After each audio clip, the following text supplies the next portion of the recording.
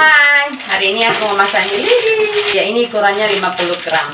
Mari masak.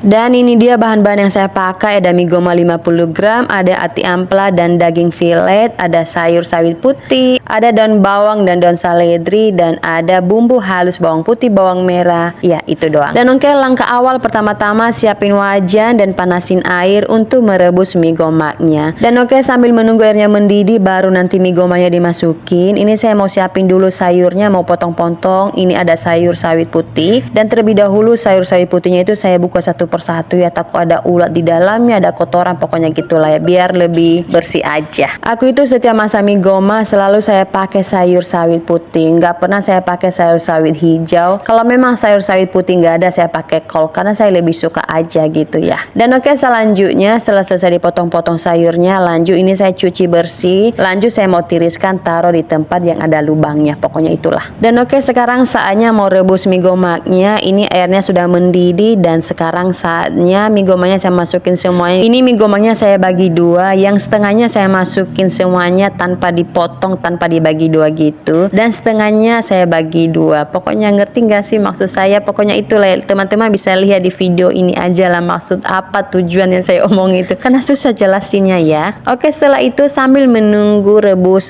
mie gomanya, ini saya lagi siapin toppingnya. Topping gak tuh? Pokoknya itulah ya, campuran mie gomanya. Ada ati ampela dan ada daging, sambil juga diintip-intip mie gomanya dikuali biar nggak gosong bawahnya ya. Dan oke, ini mie gomanya sudah mateng dan saatnya saya mau tiriskan dulu, mau angkat dulu biar nggak terlalu kematangan nanti ya kalau ditaruh di wajan ini. Dan ini nanti mie gomanya saya mau cuci pakai air bersih, air dingin biar nggak lengket. Dan btw, kalau saya masak mie goma itu nggak kasih minyak ya, kan biasanya itu orang-orang kalau masak mie goma kalau pas direbus itu dicampur minyak dengan alasan biar nggak lengket. Tapi kalau saya sih nggak, untuk menghemat minyak.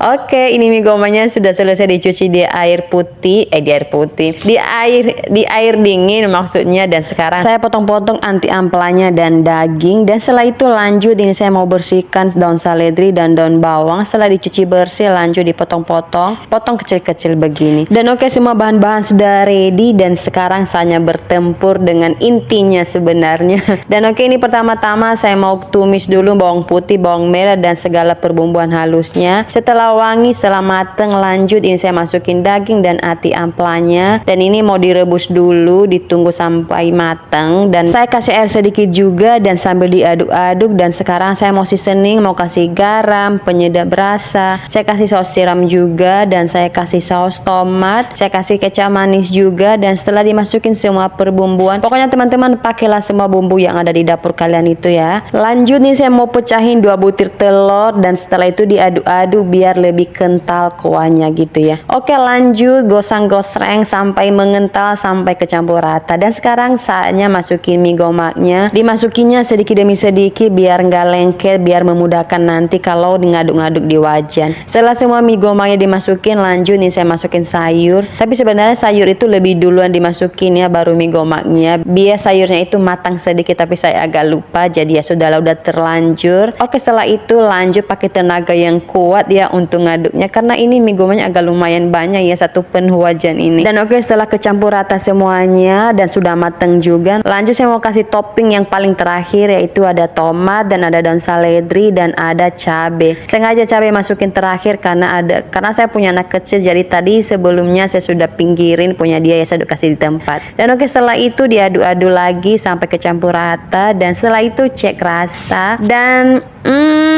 pokoknya mantep banget, endul, nikmat. Pokoknya kalau udah geleng-geleng kepala begini berarti udah nikmat banget. Dan oke, setelah itu lanjut ini saya mau ngambil apa ya, saatnya ngambil piring dan makan. Dan oke, sekian dulu videonya karena saya mau makan, udah nggak sabar ini. Dan terima kasih sudah menonton, sampai ketemu di video selanjutnya, bye bye.